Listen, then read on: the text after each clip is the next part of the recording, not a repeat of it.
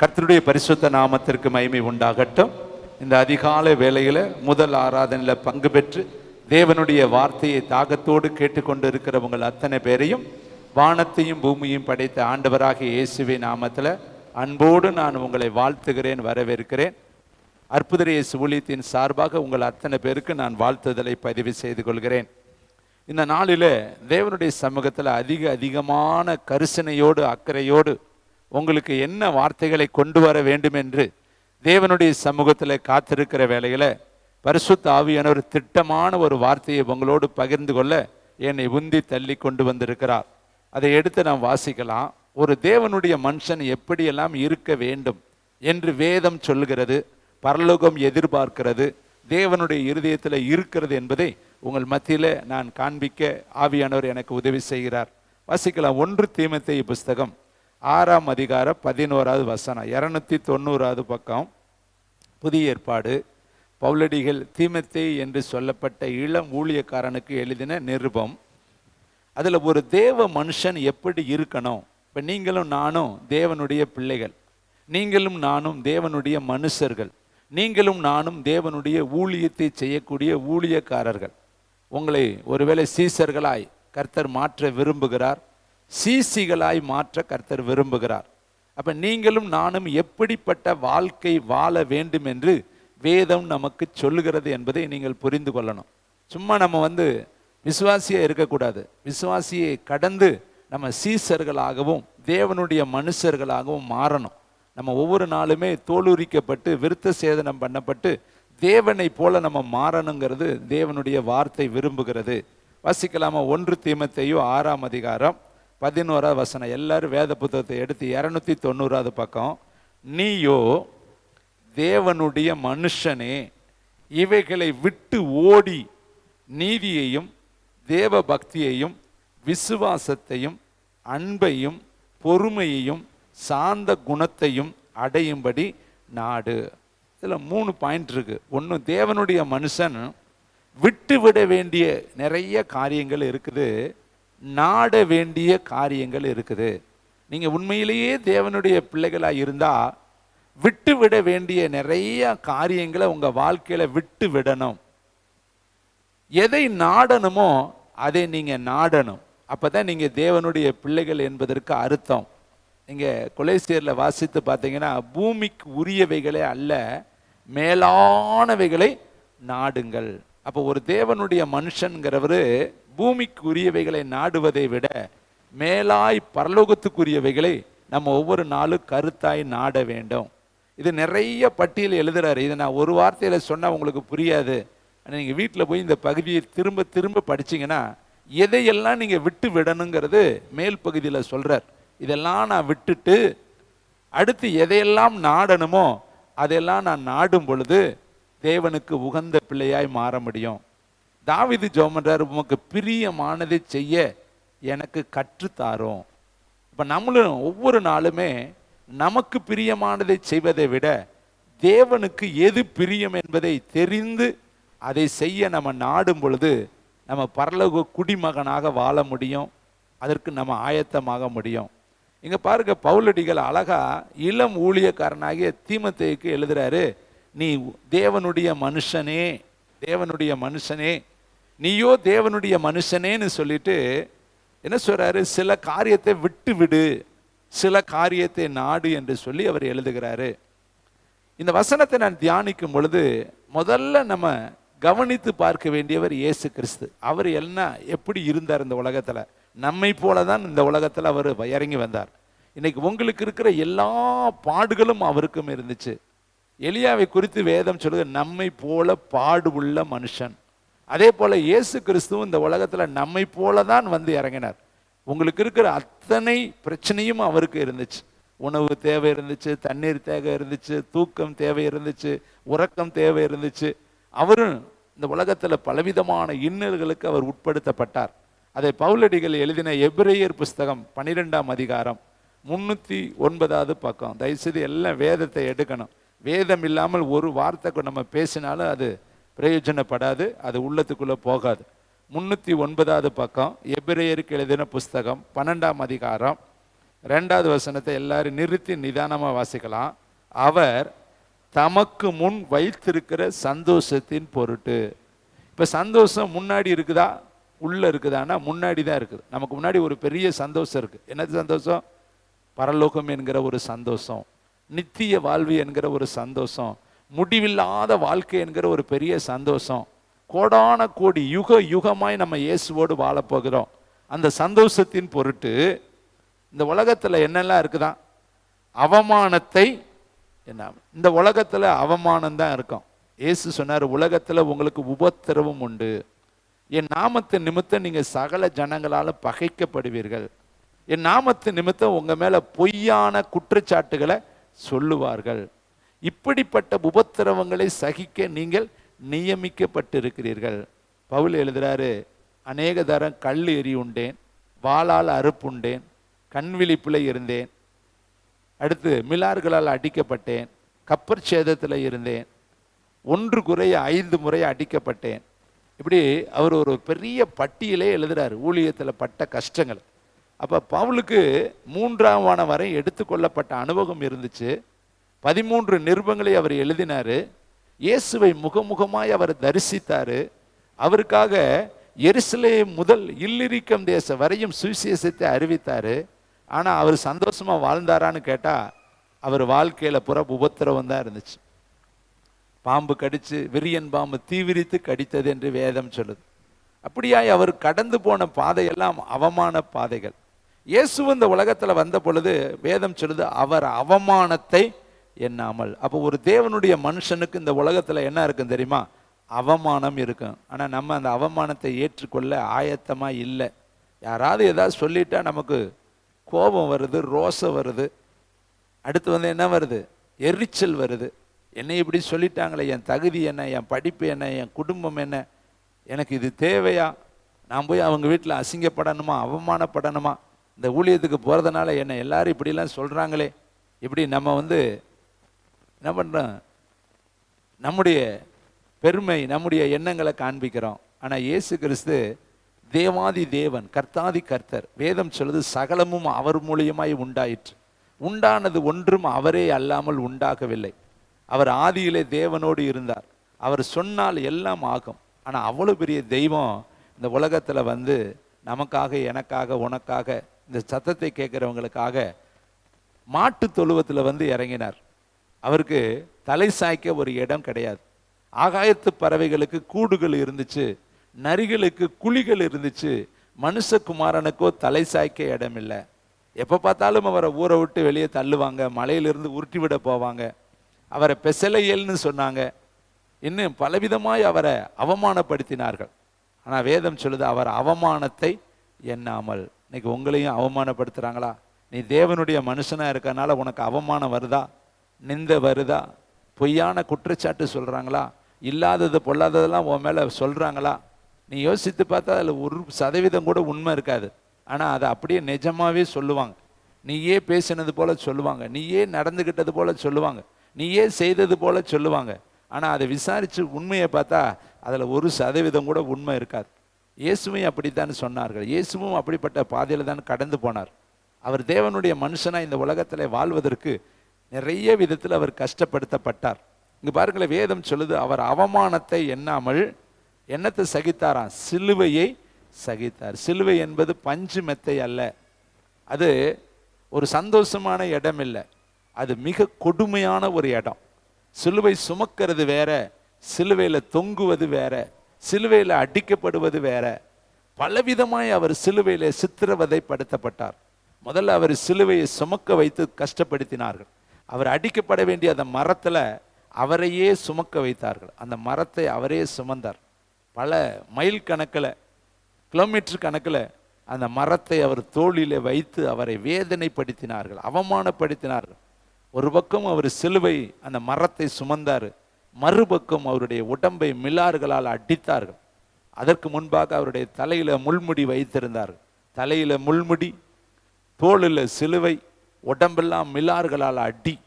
ஒவ்வொரு நிமிடமும் அவர் சித்திரவதைப்படுத்தப்பட்டார். ஆனால் பரலோகம் பார்த்துக்கிட்டு பொறுமையாக இருந்தது. ஏனென்றால் இப்படிப்பட்ட பாடுகளை சகிக்க அவர் நியமிக்கப்பட்டிருக்கிறார். இப்படிப்பட்ட பாதையில கடந்து போக பரலோகம் அவருக்கு அந்த ஊழியத்தை கொடுத்திருந்தது.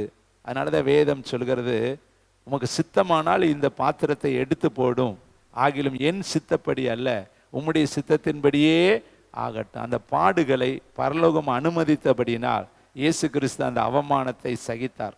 அவமானத்தை எண்ணாமல் இருந்தார். காரி முகத்திலே துப்பினார்கள், கன்னத்திலே அவரை அடித்தார்கள், தலையிலே அவரை கொட்டினார்கள். ஒன்று குறைய 39 அடிகள் அவரை மில்லார்களால் அடித்தார்கள். கைகளிலும் கால்களிலும் ஆணிகளால் கடாவினார்கள். அவருடைய வஸ்திரங்களை எல்லாம் உரிந்தார்கள். அவர் அரை நிர்வாணியாய் சிலுவையில தொங்கினார் என்று வேதம் சொல்லுகிறது. தாகத்திற்கு கூட தண்ணீர் கிடைக்கவில்லை என்று வேதம் சொல்லுகிறது. இவ்வளவு பெரிய வேதனையை உனக்காக, எனக்காக, நமக்காக, சபைக்காக அவர் சகித்தார். அருமையான தம்பி தங்கச்சி, ஒரு தேவனுடைய மனுஷன் இந்த உலகத்தில் வாழ்றதுக்கு இந்த உலகம் ஒரு நாளும் சந்தோஷத்தை கொடுக்காது, உத்தரவத்தை தான் கொடுக்கும். நீ தேவனுடைய மனுஷனானா சில காரியத்தை விற்று சில காரியத்தை நாடு. அவமானத்தை பெருசா நினைக்காத, சிலுவையை நீ வேதனையா நினைக்காத, சிலுவையை இயேசுவுக்காக நீ சகித்துக்கொள். அவமானத்தை இயேசுவுக்காக நீ சகித்துக்கொள். நிந்தையை இயேசுவுக்காக நீ சகித்துக்கொள். இழப்புகளை இயேசுவுக்காக நீ சகித்துக்கொள். வேதம் சொல்லுது, அநியாயத்தை நீங்கள் ஏன் பொறுத்து கொள்ளுகிறது இல்லை என்று வேதம் சொல்லுது. அந்த அவமானத்தையும் இயேசுவுக்காக நீங்கள் பொறுத்து கொள்ளுங்க. இங்க எழுதியிருக்கிறார் பாருங்க, அவர் அவமானத்தை எண்ணாமல். அப்ப இயேசுவுக்கு இந்த உலகத்துல சொந்த சகோதரர்களே அவரை மதிக்கல, சொந்த சகோதரர்களே அவரை நேசிக்கல, சொந்த சகோதரர்களே அவரை ஊரை விட்டு வெளியில போக சொன்னாங்க, சொந்த ஊரார் அவரை துரத்தி வெளியே துரத்தினாங்க, சொந்த குலம் யூத குலம் அவரை ஏற்றுக்கொள்ளல. ஆனால் இத்தனை அவமானங்களையும் அவர் எண்ணாமல் சிலுவையை சகித்து தேவனுடைய சிங்காசனத்தின் வலது பார்சத்தில் வீற்றிருந்தார். அப்ப சிலுவையின் வலது பார்சத்தில் சிங்காசனத்துக்கு அவர் போறதுக்கு முன்னாடி அவர் எத்தனையோ காரியத்துல புடமிடப்பட்டார். இதை கேட்கிற தம்பி தங்கச்சி, தாயே தகப்பனே, ஒரு தேவனுடைய மனுஷன் நம்முடைய வாழ்க்கையில நிறைய காரியங்கள் வரும் பொழுது அதை சந்தோஷமா ஏற்றுக்கொள்ளணும். அதே தீமோத்தேயு புஸ்தகம் 2ஆம் அதிகாரம் 2 தீமோத்தேயு 2ஆம் அதிகாரம் 15ஆம் வசனத்தை உங்களுக்கு நினைவுபடுத்த நான் விரும்புகிறேன். பக்க நம்பர் 292. எல்லாரும் தயவுசெய்து வசனத்தை பார்க்கலாம். 2 தீமோத்தேயு 2ஆம் அதிகாரம் 15ஆம் வசனம். நீ சேர்ந்து வாசிக்கலாம். வெட்கப்படாத ஊழியக்காரனாயும் சத்திய வசனத்தை நிதானமாய் பகுத்து போதிக்கிறவனாயும் உன்னை தேவனுக்கு முன்பாக உத்தமனாய் நிறுத்தும்படி ஜாக்கிரதையாயிரு. நல்ல ஒரு வார்த்தைய பவுல் தீமோத்தேயுக்கு சொல்றார். தம்பி, இளம் ஊழியக்காரரே, அடுத்த சந்ததியே, அடுத்த இந்த உலகத்துல ஊழியத்தை செய்ய வாஞ்சியோடு இருக்கிற மகனே, நீ வெட்கப்படாத ஊழியக்காரனா இருக்கணும். அப்போ ஊழியத்துல வெட்கமும் பட வேண்டிய நிலைமை வரும். வெட்கப்பட்ட ஊழியக்காரங்க இருக்கிறாங்க. வேதத்துல பார்த்தா 5 தாளந்து ஒருத்தன் வாங்கினேன், ஒருத்தன் 2 தாளந்து ஒருத்தன் வாங்கினேன், ஒருத்தன் 1 தாளந்து வாங்கினேன். அவர்களையும் வேதம் ஊழியக்காரர்கள் என்று வேதம் சொல்லுது. அந்த 5 வாங்கினவர்கள் புத்தியாய் அதை 10ஆக மாற்றினார்கள். அப்பொழுது கர்த்தர் அந்த இடத்துல வந்து, நல்லது உத்தமமும் உண்மையும் உள்ள ஊழியக்காரனே. அப்ப அந்த 5ஐ 10ஆக மாற்றினார். அந்த மனுஷனுக்கு என்ன வேதம் சொல்லுது? உண்மையுள்ள ஊழியக்காரனே. 2 தாளந்து வாங்கினவன் அதை மல்டிப்ளை பண்ணி, அதை பெருக பண்ணி, அதை 4ஆக மாற்றுகிறார். அவனுக்கும் வேதம் சொல்லுது, நல்லது உண்மையும் உத்தமும் உள்ள ஊழியக்காரனே. ஆனால் 1 தாளந்து வாங்கினவன் புதைத்து வைத்தான், பயன்படுத்தவில்லை, மறைத்து வைத்தான், செயல்படவில்லை, அதை ஒளித்து வைத்தான். அவனை குறித்து வேதம் சொல்லுது, அநீதியுள்ள அக்கிரமக்காரனாகிய ஊழியக்காரனே, உண்மையில்லாத ஊழியக்காரனே, உனக்காக நான் கொடுத்த அந்த தாளந்த நீ பயன்படுத்தாம மறைச்சு வச்சுட்டேன்னு சொல்லி கர்த்தர் அவனை கடிந்து கொண்டார். அப்ப அந்த ஊழியக்காரன் 3 பேர்ல 2 பேர் கனம் பெற்றார்கள். ஒருத்தன் கனவீனப்படுத்தப்பட்டான். பிசாசுக்காகவும் அவனுடைய தூதர்களுக்காகவும் இருக்கிற இடத்துக்கு போன்னு சொல்லி கர்த்தர் கடிந்து கொண்டார். இதை கேட்கிற தம்பி தங்கச்சி, நீ வெட்கப்படாத விசுவாசிய பரலோகத்துக்குள்ள போகணும்னா, நீ வெட்கப்படாத ஊழியக்காரனா பரலோகத்துக்குள்ள போகணும்னா, நீ வெட்கப்படாத சபையாரா பரலோகத்துக்குள்ள போகணும்னா கர்த்தருக்காக நீ கொஞ்சம் பிரயாசப்படணும். அவர் எழுதுறாரு பாருங்க, நீ வெட்கப்படாத ஊழியக்காரனாயும், 2வது சத்திய வசனத்தை நிதானமாய் பகுத்து போதிக்கிறவனாயும் உன்னை தேவனுக்கு முன்பாக உத்தமனாக நிறுத்தும்படி ஜாக்கிரதையாரு. நம்ம கர்த்தரிடத்துல போய் நிற்கணும். எப்படிப்பட்டவனா நிற்கணும்? உத்தமனா நிற்கணும்.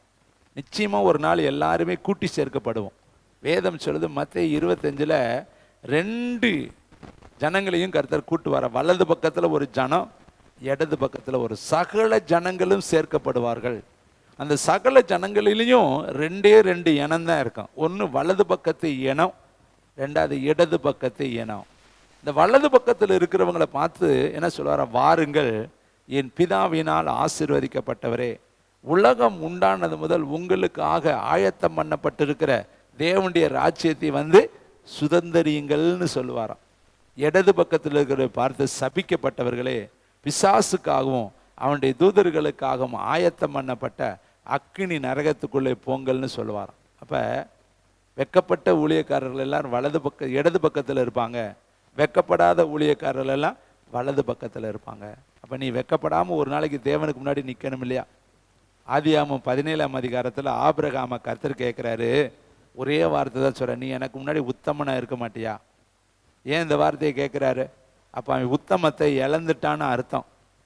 12ஆம் அதிகாரத்தில் கூப்பிட்டு 17ஆம் அதிகாரத்தில் கேட்குறாரு, நீ உத்தமனா இருக்க மாட்டியா? நீ உன் உத்தமத்தில் உண்மையா இருக்க மாட்டியா? நான் உனக்கு வாக்கு கொடுத்துருக்கிறேனே, உன்னை உயர்த்துவேன்னு சொல்லியிருக்கிறேனே, உனக்கு கற்ப பிறப்ப தருவேன்னு சொல்லியிருக்கிறேனே, உன்னை நான் இப்படியெல்லாம் வானத்து நட்சத்திரங்களை போல உயர்த்துவேன்னு வாக்கு கொடுத்துருக்கிறேனே, ஆனால் நீ உத்தமத்தை 16ஆம் அதிகாரத்தில் இழந்து போயிட்டியே. அருமையான தம்பி தங்கச்சி, இந்த வார்த்தை ரொம்ப டச்சிங்கான ஒரு வார்த்தை.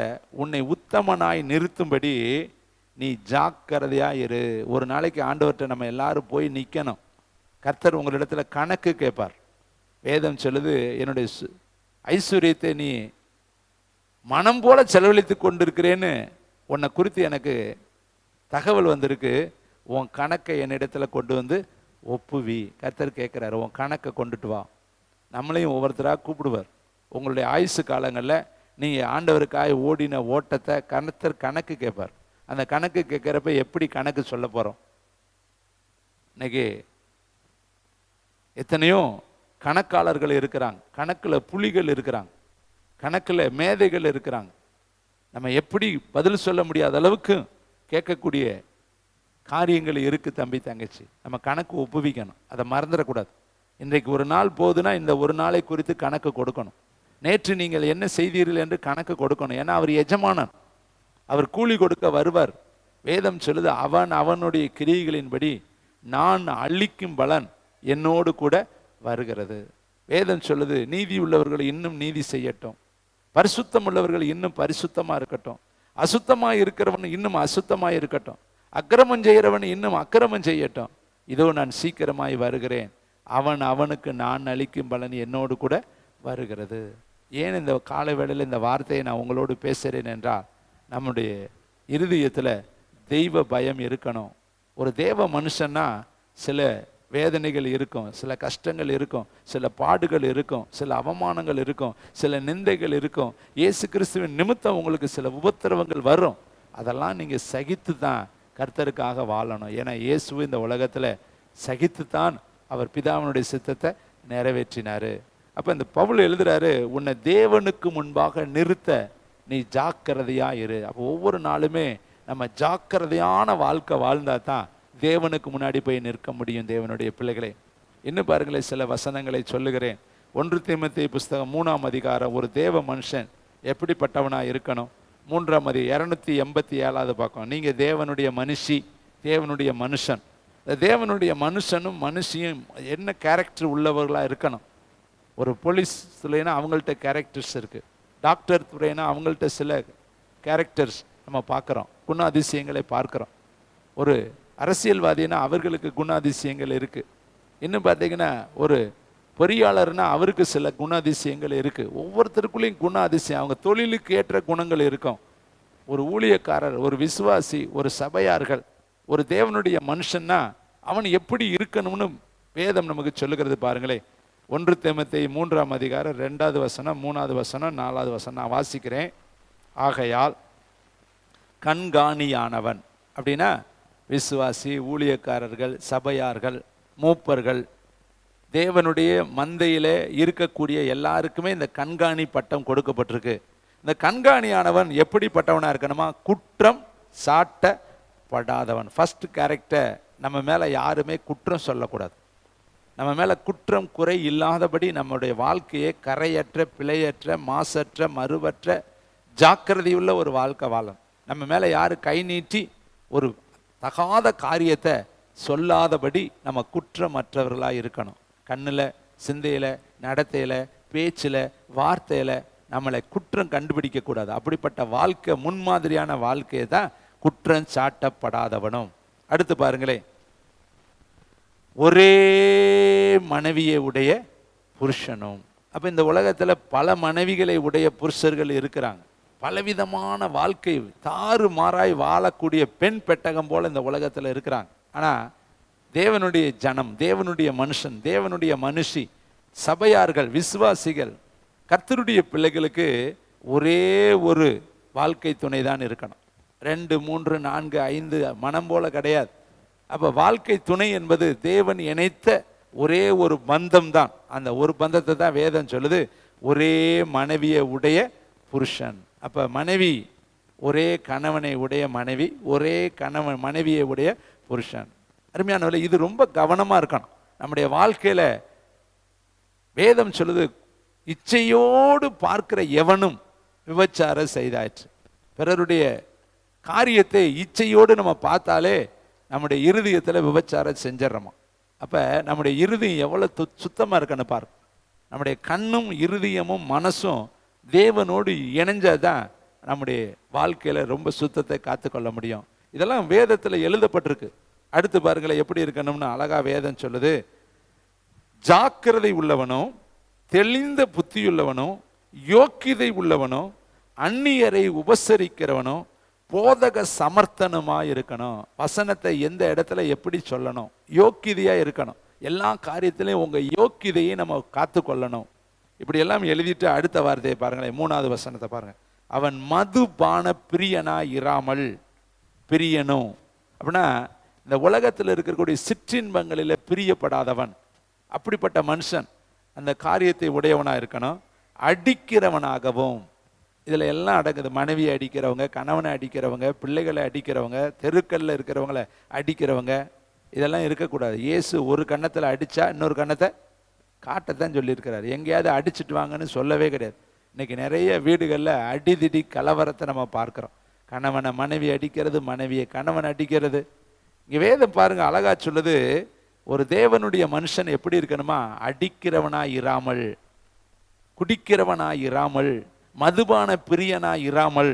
அடுத்து பாருங்களே, இழிவான ஆதாயத்தை இச்சிக்கிறவனாய், லோபத்தனமான காரியத்தை, அற்ப காரியத்தை கூட போய் இச்சித்து அதை எடுத்துக்கொள்வது. பாருங்களே, எகிப்துல இருந்து வர்றாங்க, கானானை நோக்கி போறாங்க. எரிகோக்குள்ள நுழையிறப்ப கர்த்தர் சொல்றாரு, அங்க இருக்கிற எதையுமே எடுக்காதீங்கப்பா, அது சாப தீட்டு ஆனது, அது உங்களுக்கு வேண்டான்னு சொல்லி கர்த்தர் அழகா சொல்றாரு. ஆனா அதுல ஒருத்தன், 6 லட்சம் புருஷர்கள்ல ஒரே ஒரு புருஷன் ஆகான் என்கிறவன் சில பொருள்களை இச்சித்து எடுத்து பூமிக்குள்ள புதைச்சு வச்சுட்டான். அதை அவன் பயன்படுத்தவும் முடியல. இச்சித்தான் எடுத்தான், அதை பூமிக்குள்ள புதைச்சு வச்சுட்டான். ஆனா அது பரலோக கண்கள்ல பதியப்பட்டுருச்சு. பரலோக கண்ணு பார்த்துருச்சு. தேவன் சொல்றாரு, உங்களுக்குள்ளே சாப தீட்டானது இருக்குது, அதை எடுத்து நீங்க நிக்கிரகம் பண்ணாவிட்டால் நான் உங்களோடு கூட இருக்க மாட்டேன். அப்ப யார் எடுத்தா? 6 லட்சம் புருஷர்கள் வந்துகிட்டு இருக்காங்க, 6 லட்சம் ஸ்திரீகள் இருக்கிறாங்க, இன்னும் குழந்தைகள் இருக்கிறாங்க. இது எப்படி கண்டுபிடிக்கிறது? உள்ள ஒரே ஒரு மனுஷன் அதை செஞ்சிருக்கிறாரு. அப்ப விங்கு விங்கா பவுஞ்சா அவங்களை கூப்பிட்டு விசாரிக்கிறான்.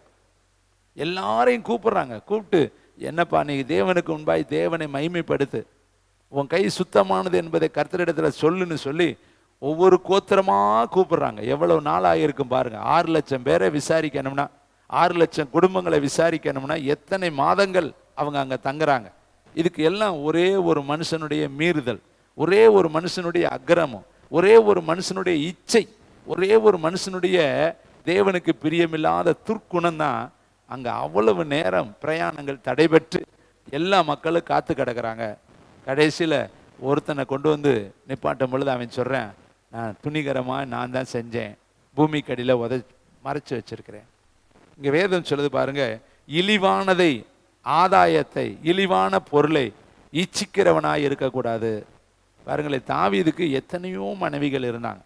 அவன் ராஜா, அவன் நினைச்சிருந்தா எத்தனை, கர்த்தரே சொல்றாரு, இன்னும் நான் கேட்டிருந்தா தந்திருப்பேனே. ஆனால் உரியாவுடைய மனைவியை நீ இச்சித்தது என்ன? அவன் உன்னுடைய சேவகன் அல்லவா, உன்னுடைய வேலைக்காரன் அல்லவா, உன்னுடைய படையில் இருக்கிறவன் அல்லவா, நான் உனக்கு கொடுத்திருக்கிற யுத்த புருஷன் அல்லவா, இந்த இஸ்ரவேலுக்கு யுத்தத்தை நடத்தக்கூடிய யுத்த அதிபதி அல்லவா, சேனா தலைவன் அல்லவா, அவன் யுத்த களத்தில் அல்லவா இருக்கிறான். நீ பின்னும் பிறகுள்ள ஒன்றை இச்சித்தது என்ன? அதனாலதான் நீயே அந்த மனுஷன் என்று சொல்லி கர்த்தர் கடிந்து கொண்டார். அதனாலதான் தாவீதுடைய மகள் தாவீதுடைய குடும்பத்தாலே கரைப்படுத்தப்பட்டார். தாவீதுடைய 10 மனைவிகள் கரைப்படுத்தப்பட்டார்கள். தாவீதுடைய மகன் அப்சலோம் துணிகரமாய் ராஜ்யத்தை பிடிக்க ஆரம்பித்தான். அதோனியா ராஜ்யத்தை பிடிக்க ஆரம்பித்தான். அதுக்கு பின்னாடி தாவீது ஒலிவ மலை மேல வெறுங்காலாய் அழுது கொண்டே போனான். இதுக்கெல்லாம் காரணம், அவன் ஒரு நாள் ஒரே ஒரு பாவத்தை இச்சித்து அவனவன் தன் சுய இச்சையினால் இழுக்கப்பட்டு சிக்குண்டு சோதிக்கப்படுகிறான் என்று எழுதியிருக்கிறபடி அந்த ஒரு நாள் பாவம் அவனை கொலைகாரனாக மாற்றினது, அவனை குற்றவாளியாக மாற்றினது. அவன் தேவனுடைய இருதயத்தில் ஏற்புடையவனாய் இருந்தவனை தேவன் வருத்தப்படும்படியான மனுஷனாய் மாற்றினது. நம்முடைய வாழ்க்கையிலையும் வேதம் அழகா சொல்லுது, இழிவானதை இச்சிக்காதீங்க. உலகத்துக்குரிய எந்த ஒரு பொருளும் நம்மளுடைய வாழ்க்கையில திருப்தி தராது. ஆதாமை ஏவாளை கானான் அழகாய் கொண்டு ஏதேன் தோட்டத்தில் கர்த்தர் வைத்திருந்தார். எல்லாவற்றையும் அவர்களுக்கு கொடுத்திருந்தார். ஒன்னே ஒன்று எக்ஸப்டடு, ஒன்று தான் வச்சு விளக்குனர். இதை ஒன்றை சாப்பிடாத, மற்றதெல்லாம் உனக்கு தான். அத்தனை மரமும் அத்தனை கனியும் அத்தனையும் உனக்கு தான் நான் கொடுத்துருக்கிறேன். இது ஒன்றை நான் உனக்கு விலக்கி வைக்கிறேன். ஏனென்றா என் வார்த்தைக்கு நீ கீழ்ப்படுகிறாய் என்பதை காண்பிக்குவதற்காக இது உனக்கு விளக்கப்பட்டிருக்கிறது, நன்மை தீமையை அறியத்தக்க ஒன்று. ஆனால் தேவன் எதை விளக்கினாரோ, தேவன் எதை வேண்டான்னு சொன்னாரோ, கர்த்தர் எதை ஆலோசித்தாரோ, கர்த்தர் எதை அருவருத்தாரோ அதன் மேலே அவர்களுடைய கவனம் போச்சு. இன்னைக்கு நம்மளும் இந்த உலகத்தில் இருக்கிற காரியங்கள் உன்னை திருப்திப்படுத்தாது, இந்த உலகத்தில் இருக்கிற மேலே கவனம் வைக்காது, இந்த உலகத்தினுடைய பொருள்கள் உனக்கு ஒரு நாள் சந்தோஷத்தை கொடுக்காது. வேதம் சொல்லுது, பின்னும் பிறகுள்ள யாதொன்றையும் இச்சியாது இருப்பாயாக. பண ஆசை எல்லா தீமைக்கு வேறா இருக்கு. சிலர் அதை இச்சித்து விசுவாசத்தை விட்டு வழுவி போனார்கள். நீயோ தேவனுடைய மனுஷனே இவைகளை விட்டு ஓடி. அப்ப முதல்ல அந்த பண ஆசை இருக்கு இல்லையா, பணம் தேவை, ஆனால் பண ஆசை என்பது வேறு. இன்னைக்கு அநேக மக்கள் பண ஆசையினாலதான் பிடிபட்டு சிக்குண்டு அநேக உபத்திரவத்துக்குள்ள மாட்டிக்கொண்டு இருக்கிறதை நம்ம பார்க்கிறோம். அருமையான தம்பி தங்கச்சி தாயே தகப்பனே, இங்க வேதம் சொல்லுது, மதுபான பிரியரா இருக்கக்கூடாது, இழிவான ஆதாயத்தை இச்சிக்கிறவர்களாய் இருக்கக்கூடாது, அடிக்கிறவர்களாய் உதைக்கிறவர்களாய் மிதிக்கிறவர்களாய் வம்பான வார்த்தைகளை பேசுகிறவர்களாய் இருக்கக்கூடாது. அடுத்து எப்படி இருக்கணுமா, பொறுமை உள்ளவர்களாய் இருக்கணும். ஏசப்ப இந்த உலகத்தில் வாழ்ந்த பொழுது அவர் தேவனுடைய மனுஷன் என்பதை பொறுமையில் அவர் காண்பித்தார். அவர் நினைச்சிருந்தாருன்னா ஒரே நொடியில் என்ன வேணாலும் செய்ய முடியும். ஆனால் சிலுவையில் 6 மணி நேரம் தொங்க விட்டாங்க. 6 மணி நேரம் அவர் தொங்கினார். 6 மணி நேரங்கிறது யோசித்து பாருங்க. 1 மணி நேரம் நம்மளால இங்கே உட்கார முடியல. 1 மணி நேரம் நமக்கு இருக்கங்காட்டி எவ்வளவு பிரச்சனை நம்முடைய மனதில் ஓடுது. ஆனால் 6 மணி நேரம் கொடூரமான அந்த சிலுவையில் அவர் தொங்கினார் என்று வேதம் சொல்லுது. யாருக்காக? உனக்காக, எனக்காக, நமக்காக, சபைக்காக, இங்கே இருக்கிற அத்தனை கோடி ஜனங்களுக்காக 6 மணி நேரம் அவர் அந்த கொடூரமான சிலுவையில் தன் ஜீவனை உனக்காக எனக்காக கொடுத்தார். அருமையானவர்களே, இங்கு வேதம் சொல்லுது பாருங்களே, பொறுமையுள்ளவர்களாயும் சண்டை பண்ணாதவர்களாயும் பண ஆசை இல்லாதவர்களுமாய் இருந்து தன் சொந்த குடும்பத்தை நன்றாய் நடத்துகிறவர். இன்னைக்கு இது ரொம்ப நம்ம யோசிக்க வேண்டிய ஒரு வார்த்தை. அடுத்த குடும்பத்தை நடத்துறதுக்கு நம்ம நிறைய ஆலோசனை சொல்லுவோம். எப்பயுமே நம்முடைய ஆலோசனைகள் எல்லாம் பக்கத்து வீட்டுக்கு தான் ரொம்ப பயன்படுது. அடுத்த வீட்டுக்கு புத்தி நல்லா சொல்லுவோம், ஆனால் நம்ம வீட்டில் நம்ம கரெக்டாகவே நடக்க மாட்டோம். நம்ம குடும்பத்தை நடத்த நமக்கு தெரியாது. அடுத்த வீட்டிலலாம் போய் உன் பிள்ளைக்கு அப்படி புத்தி சொல்லு, உன் மனைவியை இப்படி நடத்து, உன் பொருள் அதை வாங்கு இதை வாங்குன்னு சொல்லுவோம். இதில் அழகாக எழுதுறாரு பாரு, சொந்த குடும்பத்தை நன்றாய் நடத்துகிறவனோ தன் பிள்ளைகளை சகல நல்ல ஒழுக்கம் உள்ளவர்களாய் கீழ்ப்படிய பண்ணுகிறவனுமாய் இருக்க. அவன் வீட்டில் இருக்கிற பிள்ளைகள்லாம் ஓட்ட உடசலாக இருக்கும். இன்னைக்கு நிறைய வீடுகள் தன் பிள்ளைகளை நல் ஒழுக்கத்தில் நடத்தாமல் விட்டுறாங்க. ஆதாயப்படுத்த வேண்டிய காலத்தில் பிள்ளைகளை ஆதாயப்படுத்திடணும். பிள்ளைகளுக்கு சத்தியத்தை சொல்ல வேண்டிய காலத்தில் சத்தியத்தை சொல்லிடணும். பிள்ளைகளை நடத்த வேண்டிய வழியில் நடத்து. அவர்கள் முதிர் வயதிலும் அதை விடாதிருப்பார்கள். இன்னைக்கு நிறைய பிள்ளைகளை நடத்த வேண்டிய விதத்தில் நடத்தாததுனால தான் பிள்ளைகள் முதிர் வயதில் என்ன செய்கிறாங்க, பிரச்சனையாக மாறிடுறாங்க. ஏலி தன் பிள்ளைகளை நடத்த வேண்டிய வழியில் நடத்தலை. மோசே தன்னுடைய பிள்ளைகளை நடத்த வேண்டிய வழியில் நடத்தலை. மோசே பிள்ளைகள் ஊழியத்தில் அடுத்து வரவே கிடையாது. சாமுவேல் தன்னுடைய பிள்ளைகளை நடத்த வேண்டிய வழியில் நடத்தலை. சாமுவேலுக்கு அடுத்து பிள்ளைகள் ஊழியத்தில் வரவே கிடையாது. இன்னைக்கு நீயும் உன் பிள்ளைகளை நடத்த வேண்டிய விதத்தில் நடத்து. பிள்ளைகளுடைய இருதயத்தில் மதியினம் ஒட்டி கிடக்கும். அது ஆட்டோமேட்டிக்காக மதியினம் வரும். சின்ன வயதில் இருக்கிற பிள்ளைகளுக்குள்ளே எல்லா சுபாவமும் இருக்கு.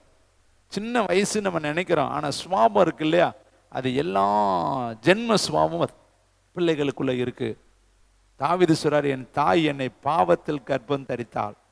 அப்ப பிறக்கும் பொழுதே நான் பாவ சாயலாய் விழுந்தேன்னு அவர் எழுதுறார்.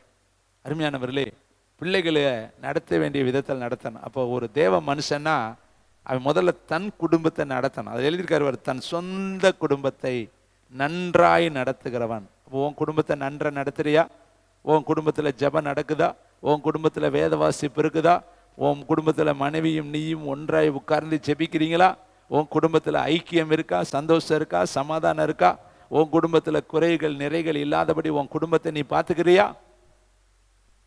ஆனால் இன்னைக்கு நம்ம அடுத்த குடும்பத்துக்கு நிறைய ஹெல்ப் பண்ணுறோம். அடுத்த குடும்பத்தில் நல்லவர்கள் என்று நம்ம பெயர் எடுக்கிறோம். அடுத்த குடும்பத்துக்கு நம்ம நல்ல வழிகாட்டுறோம். ஆனால் நம்ம வீட்டில் நம்ம மனைவி நம்மளை நல்லவங்கன்னு சொல்கிறாங்களா? நம்ம கணவன் நம்மளை நல்லவங்கன்னு சொல்கிறாங்களா? ஏன் இந்த வார்த்தையை அழுத்தமாக எழுதுறாரு? சொந்த குடும்பத்தை மற்ற குடும்பத்தை நடத்துறத அடுத்து. இன்னைக்கு மாமியா குடும்பத்தை நடத்துறதுக்கு ஆள் இருக்கு, கொழுந்தியா குடும்பத்தை நடத்த ஆள் இருக்கு, மச்சனையும் குடும்பத்தை நடத்துறதுக்கு ஆள் இருக்கு. மற்றவங்க குடும்பத்துக்கு நம்ம போய் மாறுதட்டி நிற்கிறோம். ஆனால் நம்ம குடும்பத்தில் இருக்கிற பிள்ளைகளுடைய நிலைகள், அதனால எவ்வளவு அழுத்தமாக எழுதுறாருவார், தன் சொந்த குடும்பத்தை நடத்துகிறவன். இதை மட்டும் நம்ம உட்காந்து தியானத்தில் எடுத்துக்கொள்ளணும். அப்போ நம்ம குடும்பத்தை நம்ம எப்படி நடத்துகிறோம்? நம்ம குடும்பத்துக்கு சாப்பாடு மட்டும் கொடுத்தா போதாது, வசனத்தை கொடுக்கணுமே. நம்ம குடும்பத்துக்கு எவ்வளோ நேரம் ஜெபிக்கிறோம்? நான் ஒரு வீட்டுக்கு போனேன், கூட்டம்லாம் நல்லா இருந்துச்சு. நான் அவங்கள பார்த்து கேட்டேன், இதேமாரி நீங்கள் தினந்தோறும் ஜெபிக்கிறீங்களான்னு கேட்டால் அவங்க எல்லாரும் என்னைய பார்க்குறாங்க. இவ்வளோ யூனிட்டாக உட்காந்துருக்கிறீங்க, நாங்கள் வந்திருக்கிறோம்னு சொல்லி இன்னைக்கு எல்லாரும் வந்துட்டீங்க, அசம்பிள் ஆகிட்டீங்க. ஆனால் இதே மாதிரி நீங்கள் எல்லாரும் கூடி ஜெபித்தால் எவ்வளோ நல்லா இருக்கும். வீட்டில் தானே இருக்கிறீங்க, எத்தனை பேர் இருக்கிறீங்களே, இத்தனை பேர் நேற்று இருந்தீங்கல்ல, 1 மாதமாக இருக்கிறீங்களே, 6 மாதமாக இருக்கிறீங்களே, கூடி ஜெபித்தீங்களானா அவங்கள்ட்ட பதில் இல்லை. அவங்க சொன்னாங்க, இதுவரையும் இல்லைங்க, எல்லாம் ஒன்றா சாப்பிடுவோம், ஒன்றா உட்காந்து பேசுவோம், ஒன்றா உட்காந்து சிரிப்போம், எல்லாம் பேசிக்குவோம். ஆனால் ஜெபங்கிறத நாங்கள் எல்லோரும் ஒன்றா கூடுறதே எனக்கு உங்கள் வீட்லையும் யோசித்து பாருங்க. கூடி ஜெபம் பண்ணாமல் இருந்தால் எப்படி நன்மைகள் வரும்? கொர்நேலியு தன் வீட்டாரோடு உட்காந்து ஜெபம் பண்ணினான். இன்னைக்கு வீட்டு ஜெபம் நிறையா வீட்டில் இல்லைங்க. குடும்ப ஜெபமே இல்லை. கணவன் மனைவிக்குள்ள ஒரு 5 நிமிட ஜெபம் இல்லை, 10 நிமிட ஜெபம் இல்லை. ஏன் இதை வருத்தமாக சொல்கிறேன்னா, வேதம் சொல்லுது, நீ உன்னை தேவனுக்கு முன்பாக நிறுத்த ஜாக்கிரதையாயிரு. உன் குடும்பத்தை நடத்து, உன் பிள்ளைகளை தயவுசெய்து உட்கார வை, உன் பிள்ளைகளை ஜெபத்தில் நடத்து, வேத வாசிப்பில் நடத்து, உன் பிள்ளைகளுக்காக 10 நிமிஷம் செலவு செய், உன் பிள்ளைகளை ஆயத்தப்படுத்துவதற்கு நீ பிரயாசப்படு. அவர்களை கூட்டிட்டு வா ஆலயத்துக்கு. அவர்கள் வந்தால் தான் கர்த்தருக்குள்ளே வளருவாங்க, வசனத்தை கேட்டால் தான் கர்த்தருக்குள்ளே வருவாங்க. கடந்த வாரம் நான் ஒரு இடத்துக்கு ஊழியத்துக்கு போயிருக்கிறப்ப ஒரு பொண்ணு திருமணமாகி தன்னுடைய மகளோடு வந்துருந்துச்சு. அந்த மகள் காலேஜ் முடிச்சுட்டாங்க. அந்த பொண்ணு இடத்துல நான் பேசினேன், பாப்பா நீ சின்ன வயசில் ஊழியத்துக்கு வந்த பொண்ணுன்னு. அது சொல்லுது, 1992 உங்கள் ஊழியத்தில் நான் வந்து கூட ஜெபம் பண்ணினேன், நீங்கள் தான் எனக்கு பேர் வச்சிங்க, அன்னையிலேருந்து இன்னைக்கு வரையும் உங்களால் நான் நிறைய நன்மைகளை பெற்றுக்கிறேன். எப்போ 92வது வருஷத்தில் நம்ம ஊழியத்தில் இணைஞ்ச பொண்ணா, பேரே நீங்கள் தான் வச்சிங்க எனக்கு. இப்போ நானும் பெரிய பிள்ளையாகி எனக்கு குழந்தை பிறந்து என் பிள்ளைகள் பெரிய பிள்ளை ஆயிடுச்சு. அன்னைக்கு நான் பெற்றுக்கொண்ட அந்த நன்மைகளை இன்னைக்கு நான் உங்களோட பதிவு செய்கிறேன்னு சொல்கிறான். பார்த்தீங்களா? இப்போ எத்தனை வருஷம் ஆச்சு? 34 வருஷம் ஆச்சு. அந்த பொண்ணு 34 வருஷத்துக்கு பின்னாடி நான் பார்க்குறேன். அது அன்றைக்கு நடந்த அந்த ஆசீர்வாதத்தை என்கிட்ட சொல்லுது. அன்னைக்கு நீங்கள் பண்ணின ஜெபம், அன்னைக்கு நீங்கள் எனக்கு வச்ச பேர், நான் இன்னைக்கு வரையும் அதை விட்டு விடாமல் ஓடிக்கிட்டு இருக்கிறேன். இதை கேட்குற தம்பி தங்கச்சி, உன் ஆகாரத்தை தண்ணீரின் மேலே போடு, ஏற்ற நாளில் அதனுடைய பலனை காண்பாய். அப்போ ஊழியம் வெறுமையாக போகாது, பிரயாசப்படுங்க. பிள்ளைகள் மேலே நீங்கள் விதைங்க. அந்த பிள்ளைகள், அந்த பொண்ணு அப்போ சின்ன பிள்ளையாக இருந்துச்சு, ஆனால் இப்போ அதுக்கு கல்யாணம் ஆகி அது மகளை பெற்று மகனை பெற்று அவங்க கர்த்தருக்குள்ளே இருக்கிறாங்க, ஒரு இடத்துல ஐக்கியமாக இருக்காங்க. ஏன் இதை சொன்னால், அன்னைக்கு நான் சொல்லி கொடுத்தது இன்றைக்கும் அவர்களுக்கு பயனுள்ளதாக இருக்குது. அருமையானவர்களே, இப்படியாய் நிறைய சொல்லப்பட்டிருக்கு. இயேசுவை குறித்து சொல்ல ஒரு வாசனத்தை சொல்லி நான் கடந்து போக விரும்புகிறேன். யோவான் 19ஆம் அதிகாரம் 4, 6 வசனம். யோவான் 19 156 பக்கம் எடுத்துக்கொள்ளுங்க. யோவான் 19ஆம் அதிகாரம் 156 பக்கம் 4 வசனம் 6 வசனம். பிலாத்து இயேசுவை குறித்து சொன்ன ஒரு நற்சான்றிதழ். பிலாத்து மறுபடியும் வெளியே வந்து, நான் இவனிடத்தில் ஒரு குற்றமும் காணேன் என்று நீங்கள் அறியும்படிக்கு இதோ உங்களிடத்தில் இவனை வெளியே கொண்டு வருகிறேன் என்றான். 6 வசனம்.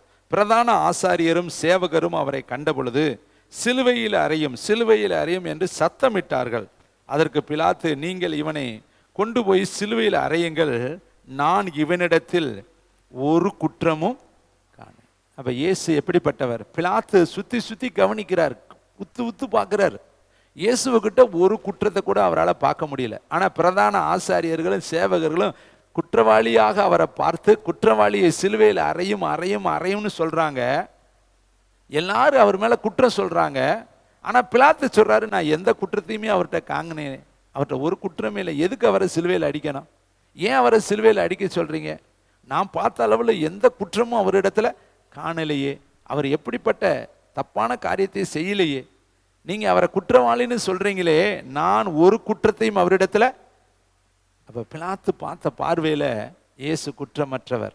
பிரதான ஆசாரியர்களும் அங்க இருக்கிற ஜனங்களும் அவரை குற்றப்படுத்தினார்களா? ஏன்னு தெரியுமா? அவர் மேல இருக்கிற காழ்ப்புணர்ச்சி, அவர் மேல இருக்கிற விரோதம். இன்னைக்கு உலகம் உங்க மேல குற்றத்தை சொல்லலாம், ஆனா பரலோக தேவன் உங்களை பார்க்கும் பொழுது குற்றமற்றவராக நீங்க பார்க்கணும். அப்ப நீங்க குற்றமற்ற ஒரு வாழ்க்கை வாழணும். தேவனுடைய மனுஷன்னா குற்றமற்றவனா இருக்கணும்.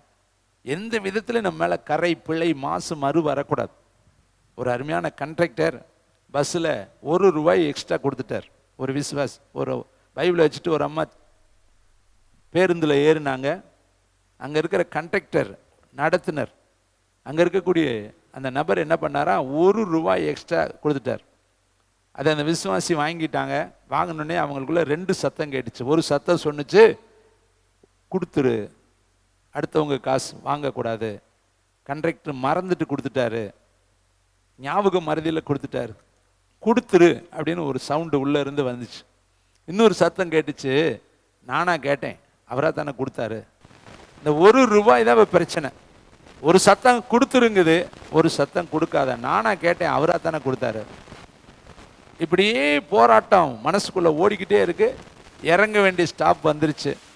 இறங்கும் பொழுது விசுவாசி கடைசியில் முடிவு எடுத்துருச்சு, கொடுத்துடலான்னு. அவங்க கண்டக்டர்கிட்ட போய், ஐயா ₹1 எக்ஸஸாக கொடுத்துட்டீங்க அப்படின்னு கொடுத்தாங்களாம்.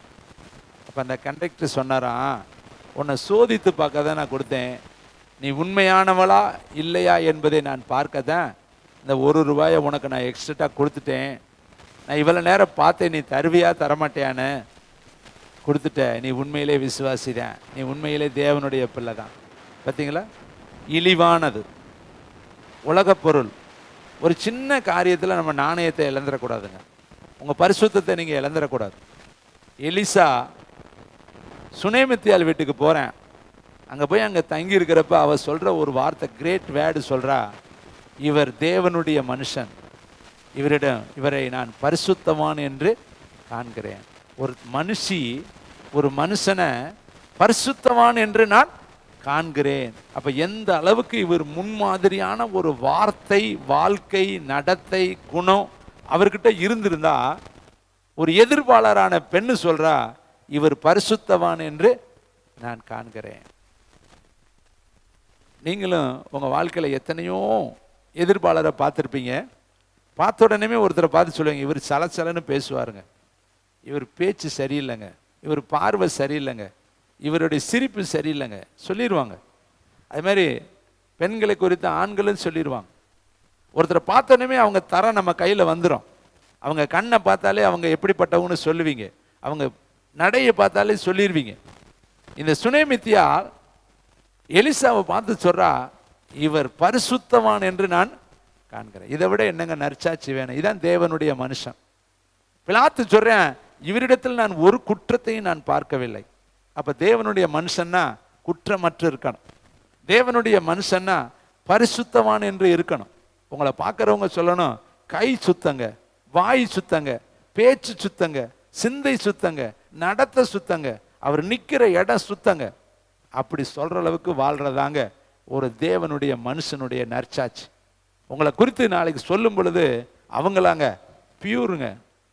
பால் கடையில் பார்த்துருக்கிறீங்களா? சில பாலை பார்த்தோன்னே சொல்லுவாங்க சுத்தமான பாலுங்க, நெய் சுத்தமான நெய்ங்க சொல்லுவாங்க. இது சுத்த பிராண்டுங்க, நியூ பிராண்டு, கரெக்டாக இருக்குங்க. இது கலப்படம் சொல்லுவாங்க. நம்மளை கலப்படம்னு யாரும் சொல்லிடக்கூடாது. இன்னைக்கு கர்த்தர் சொல்றாரு, நீயோ தேவனுடைய மனுஷனே இவைகளை விட்டு ஓடு, இவைகளை நாடு. அப்போ ஓட வேண்டியதை ஓடுங்க, நாட வேண்டியதை நாடுங்க. அப்போதான் நீங்கள் நானும் தேவனுக்கு முன்பாய் வெட்கப்படாமல் நிற்க முடியும். எல்லாரும் ஜெபிக்கும்படி எழுந்து நிற்கலாம். Thank you Lord Jesus. ஹல்லேலூயா. ரபா ரிபா கபா லரபா ஷகல ரபோலிரினே திபா லரபா. நீர் கொடுத்த வார்த்தையை கடுகு அளவு மாறாமல் உங்களுடைய பிள்ளைகளிடத்தில் சொல்லியிருக்கிறேன். தரையில் விழக்கூடாது, பாறையில் விழக்கூடாது, முள்ளில் விழக்கூடாது, நல்ல நிலத்தில் விழுந்து 100ஆக பலன் கொடுத்து வாழ்க்கையில் அவர்களுக்கு பயனுள்ளதாக இருக்க கிருபை பாராட்டும். தேவன் ஆசீர்வதியும். இயேசுவின் நாமத்தில் பிதாவே.